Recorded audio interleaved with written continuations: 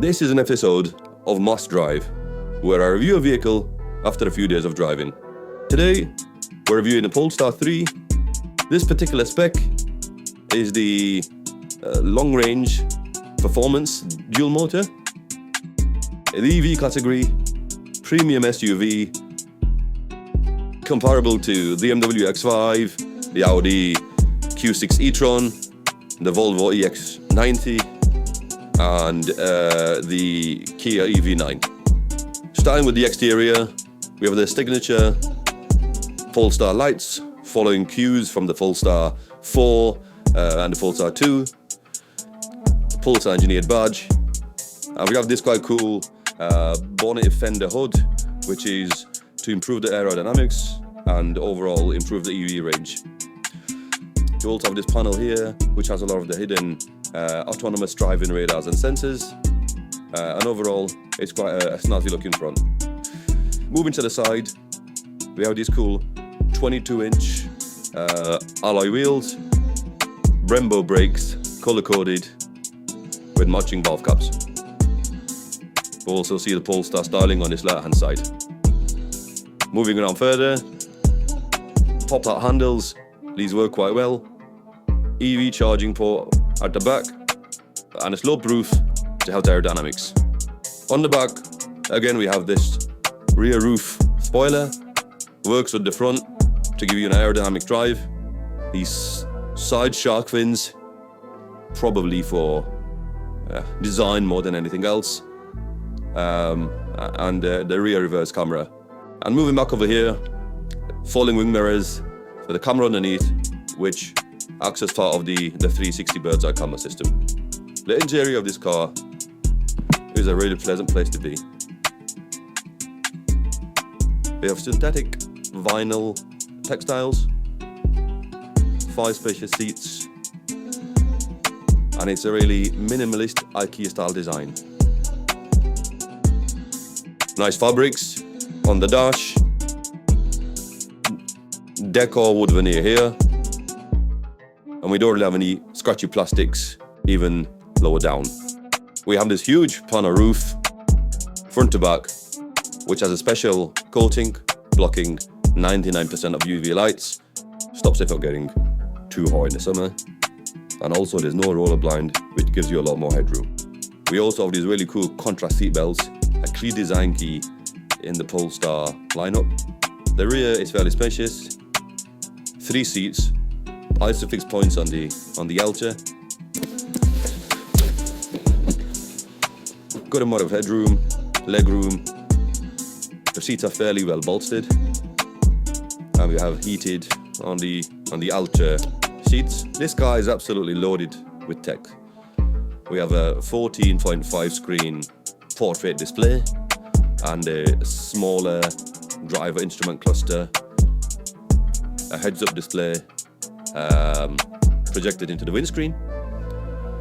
The infotainment system is running an Android Automotive operating system with Google services. You have Google Maps, you have Google Store, and you have Google Voice Assistants.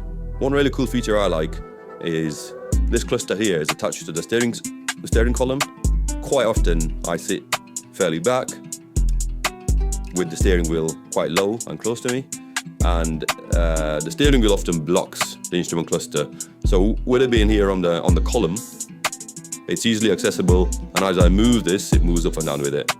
Really cool feature. This car has a bells and whistles audio system, speakers all around, speakers in a headrest here, and also a speaker on the center dash. It's also fitted with Atmos, which gives a world-class leading audio experience. On this central 14.5-inch display, it's fairly configurable. As I mentioned, Google Maps as it's part of the Google ecosystem, so you don't need to tear your phone. However, it does also have Apple CarPlay and Android Auto with all of your apps from your mobile device. And it's a fairly intuitive infotainment system, fairly rapid, responsive, and easy to use.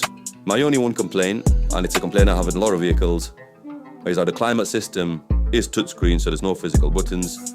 And again here, you press, you get a pop-up, you can change the temperature, you can change the seat heating or the steering wheel heating, and then for more control, you get this additional screen.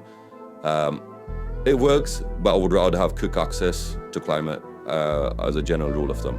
One other point to note are the adjustments. So steering wheel and mirror adjustment is fairly complicated in that it's not where you expect it to be. You have to go to the central display, press adjustments, press on what you want to do, and then use these keys on the steering wheel to move the steering wheel up and down, adjust the mirror from here, or adjust the heads-up display. And one other point, you may like it, you may not. It's a bit of security, but the glove box opening doesn't have a physical button. There's soft key here, which is open your glove box. But obviously you can't do that when the vehicle is locked. So if you do get a window smashed, they can't access that as easily as it would on a conventional vehicle. One fairly unique feature, not sure if I actually like it, are the steering wheel controls are not illuminated and not diagrammed. So whenever you press something, it has a link to the heads-up, the instrument cluster above, which kind of tells you what you're controlling. I would prefer these had a diagram of what I was doing. We have audio control over here for volume, play and pause, and a very useful, convenient wireless phone charger, which also has some cooling to stop your phone from overheating. We have two USB-C charging points at the front, and also two USB-C charging points in the rear. Now there's our storage, decent size door pockets, central cubby hole, built for all of your belongings,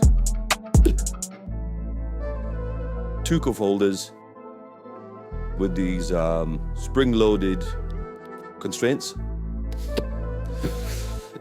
a lot of under-console storage here, and this retractable compartment to put your phone inside, and also a fairly decent sized glove box. Now I've spoken about the car, let's jump in and see what it's like to drive. And we're off. First thing I say is this indicator click. It's a bit weak. Quite unique, and I suppose it's their design ethos. I'm not a massive fan. But what I would say is that it's super quick off the line. You get to 30 very quickly, and the suspension is super smooth. There are a lot of options for the drive style. You can turn creep on and off. You can put the stability control into sports. You can raise or lower the suspension. You can set the power delivery for range optimization or for performance. You can change the steering sensitivity from light, standard and firm. You can change the suspension to standard, nimble and firm. And this is on the standard one pedal drive at the moment, which lets me complete a whole journey by just using one pedal. There is a lower setting and you can't turn it off. I would prefer if there was a set of driving modes which automatically gave me a sporty or a more comfortable setting rather than having to select all of those options individually. The low speed behaviour is really good. Doesn't jerk off the line. The brakes are not too spongy. And with one pedal drive, you can ease off the accelerator to get a smooth stop. Steering is light. I keep it in the standard setting. You can change it a bit lighter or a bit firmer. And you can feel a few notches in change. But generally, it's you feel a link between the road and the steering wheel, which is good. There are a couple of rattles from the back, but that's due to me not fitting the car seats properly. I can't hear any squeaks and rattles from the car itself. The road does open up a little now. We can check the acceleration. It's pretty instantaneous, and you reach the speed limit within a couple of seconds. There's a whole host of ADAS features or advanced driver assistance features on this vehicle. It's pilot assist, which kind of semi-autonomous driving. There's road sign information or traffic sign information, which is shown in this little cluster. And so far, I haven't seen it throw up any spurious results. There's a lane keeping aid, which works fairly well. Speed limit warning, which you can set yourself or turn off. There's a distraction alert, which again works quite well. And you can, if you wanted to, set an automatic speed limiter to ensure that you don't encroach the speed limit. Again, here the steering is sharp around these bends. The brakes, should you need to brake more than the one pedal driving setting, is responsive. And if I throw it around this bend a little bit here, steering is responsive. There isn't too much wallow in the movement.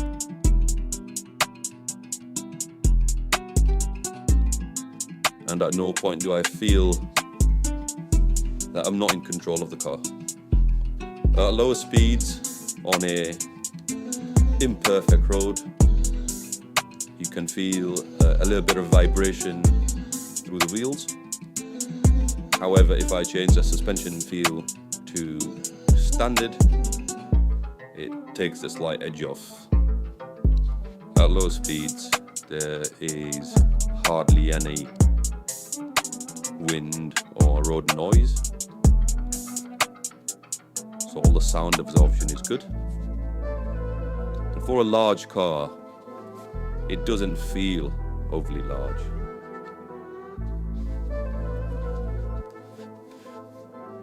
I'd say it feels more like an estate vehicle.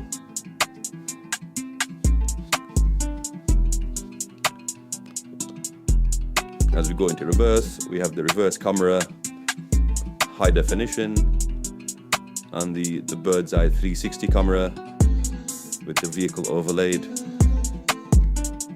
Helps me to navigate any tight spots. One issue I will mention is at full lock, at slow speeds, it does feel a little bit jaunty, but probably with the 22-inch wheel option. As I mentioned previously, the audio quality in this vehicle is fantastic. A section of a slight country road here, and again, the steering feels firm.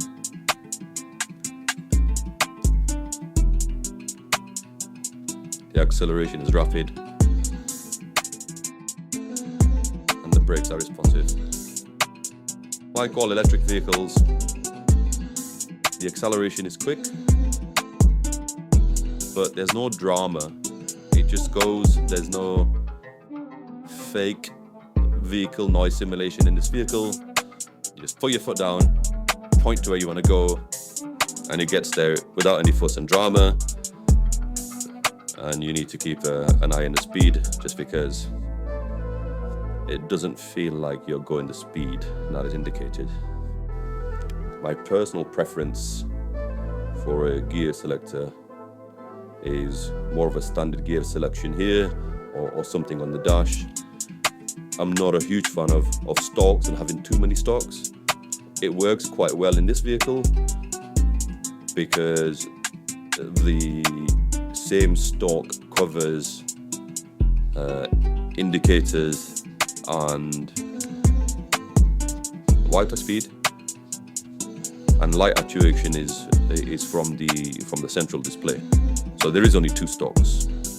On some vehicles with the gear selector as a stalk, you get into a case that there's a third or sometimes fourth stalk and it's just a bit too much going on. So it's not my preference, but with there just being two, it works in this vehicle. I mentioned previously it has Google Assistant and Google Home, so you can link it to your Google ecosystem and turn on your heating on your way home, or operate your garage door opening, whatever you got linked to Google, which is a nice feature to have. I think overall visibility in this car is good. There is good movement in the seat height. I have it quite low, but again, I can see great out of the front. Mirrors are nice and wide. There is no significant blind spot. I'd say the rear pillar is quite large, but I've got good visibility out of the boot as well. And I have a rear window, which is not a feature on the Polestar 4 or the Polestar 5, which means I have a proper rear mirror, not a camera. A couple of points to mention: whenever somebody gets in the car and they're getting out of the car, they can never find the handle to open the door. I presume it's a question you ask once and is not a permanent issue. I also personally don't like the fact you have to switch between front and rear window selection to operate. The windows, I'd prefer if it was just 4 controls covering all 4 windows. But maybe it's a God save. And that's a pretty cool feature, that the beeps are coming from specific sides of the headrest speaker to tell me which side I'm going to hit first. And also there's an indicator on the screen here to show how many inches I'm away from the obstruction. There's clever adjustable floor to stop things sliding around. And if you want to have deeper items here, adjustable tarsal shelf, which works quite well and can easily be clipped off. Quite often, automakers will describe the size of the boot by cubic liters, which is great in comparison, but what does it actually mean to the user? And also, if it's got weird bits that stick out, it stops you from storing suitcases or prams, which is a general use case for most users. So what I'm going to do here is see if I can store 2 large suitcases, and then go one step further, we'll take out the parcel shelf and we'll see if I can store 2 full sets of family suitcases for a family holiday. So here we have the hard shell typed large size suitcases. As you can see, both fit, fills up most of the boot space, but you can still close the roll tops and the boot will close just fine. Let's see how we get on now by taking off the cover and putting in the full sets of 3. So we have our 2 sets of family size suitcases, 2 large, 2 medium, 2 small. Let's see how easily we can make them fit. First point to note, they don't go in standing up.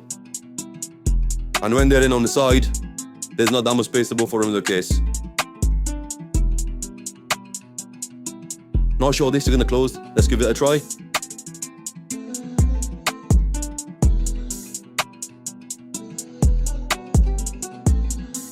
Battle force the next like react made like face to it that by the between the back select to make the reflectors.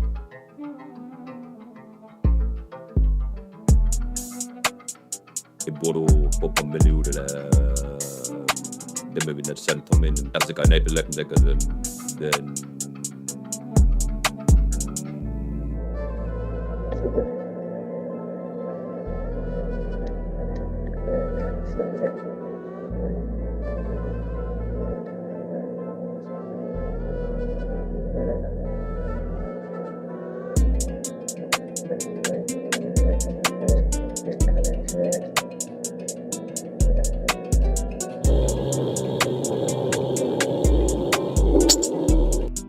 So we managed to fit 2 of the large size, 2 of the medium size.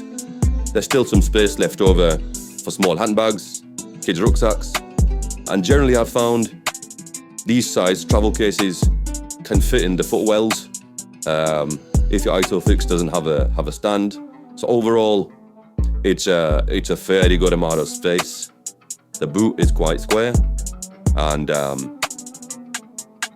it works.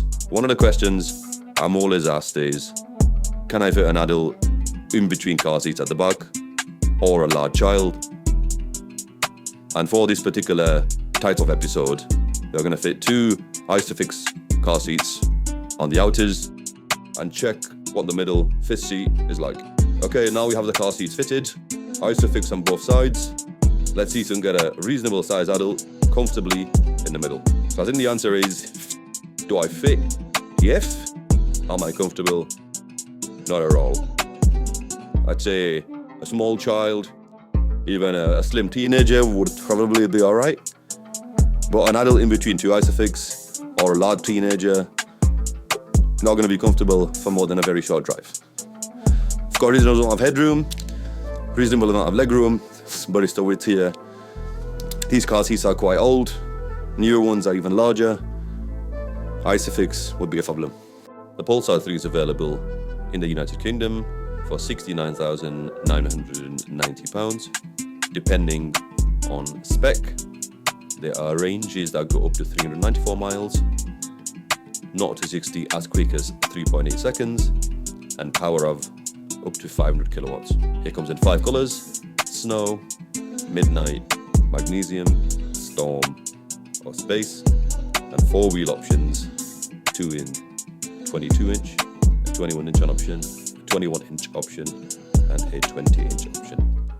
The Polestar 3 comes in 3 options: the rear motor version, which has 329 horsepower, 0 to 60 in 6.3 seconds, and has a range of up to 375 miles. The dual motor option, which has 536 horsepower, 0 to 60 in 4.5 seconds, and has a range of up to 394 miles. And the performance version, which has 670 horsepower, 0 to 60 in 3.8 seconds, and has a range of up to 368 miles. The Polestar 3 also has a energy-saving heat pump, which improves overall EV range. It has an 800-volt electrical architecture with 350 kilowatt DC charging that can charge you from 10% to 80% in 22 minutes, and AC home charging up to 11 kilowatts. There are 2 different drivetrains and 2 distinct characters. The rear-wheel drive style features the latest passive dampers for sporty handling and control, and the all-wheel drive system continuously adapts to road conditions, deactivating the front motor to optimize performance and efficiency. The dual motor and performance version have active air suspension, and the rear motor version has the passive dampers. On the performance version, you get 22-inch wheels, and these are forged instead of cast. They are lighter and stronger than conventional wheels, and they come with Pirelli P0 tires. Standard on every Polestar 3 are Brembo brakes, 4-piston aluminium front calipers, which offer increased rigidity and quicker response at any temperature. With the performance pack, they come in Swedish gold. The interior is a Scandinavian minimalist style, ambient lighting of Swedish gold or white interior lighting. It's comfortable and comfort tailored for every individual. You have a choice of 4 interior themes: bridge of wheel leather with black ash deco, the same leather in charcoal, wool in charcoal with an aluminium deco, or this Microtech vinyl with aluminium deco. It has a full-length panoramic roof. It's made from acoustic laminated glass that lowers cabin noise and decreases ultraviolet radiation by 99.5%, and also reduces glare and heat from the sun. It also enhances the climate control efficiency. The seats can be set via profiles. There's multiple levels of adjustment. It's available with massage as an upgrade, ventilated seats as an upgrade, and heated seats as standard. The infotainment system in the Polestar 3 is powered by an Android automotive operating system. with a unique Polestar interface. It allows you to download all of the relevant Google apps from the Google App Store, and it has a lot of inbuilt Polestar apps for performance and EV charging. The Bowers & Wilkins audio system, available as an upgrade, is 1600 watts, powered across 25 speakers, a 3D surround, Dolby Atmos, and a bespoke Bowers & Wilkins Abbey Road audio system. This vehicle is equipped with a connectivity module allowing for over-the-air updates. So whenever there's some bug fixes or feature enhancement, in most cases the vehicle does not need to go into a dealership, and you get the benefit of that over the life of the vehicle. It has Apple CarPlay and Android Auto for your phone projection, and there's also a Polestar app which allows you to lock and unlock the vehicle, check the location, manage the preconditioning, and set timers for your start. The Polestar 3 holds a 5-star Euro NCAP rating and achieving the highest recorded score for child occupant safety at 93%. So another really cool feature on this car is the digital key. What that gives you is the ability to share access to the vehicle to somebody for a fixed period of time. So you go into your Polestar account, share a digital key, you can select what access you want to give them, whether it's just access to enter or drive.